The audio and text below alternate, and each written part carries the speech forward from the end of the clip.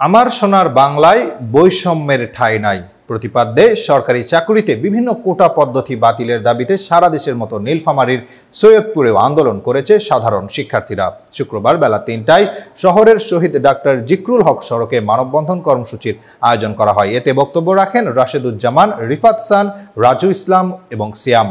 ঘণ্টাব্যাপী অনুষ্ঠিত মানববন্ধন থেকে সরকারি সকল চাকরিতে সব ধরনের কোটা বাতিল করে মেধার ভিত্তিতে নিয়োগ প্রদানের দাবি জানানো হয়। সেই সাথে অচিরেই সকল শূন্য পদে নিয়োগ প্রক্রিয়া সম্পন্ন করে শিক্ষিত বেকারদের কর্মসংস্থান নিশ্চিত করার জন্য আহ্বান জানান শিক্ষার্থীরা। কোটা বাতিল না হলে দেশ মেধাশূন্য হয়ে পড়বে বলে মন্তব্য করেন তারা।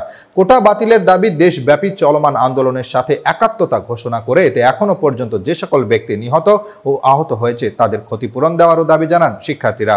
মানববন্ধন চলাকালে কোটা বিরোধী নানা স্লোগান দেওয়া হয় এবং অংশগ্রহণকারীদের হাতে সেসব স্লোগান লেখা প্ল্যাকার্ড ছিল।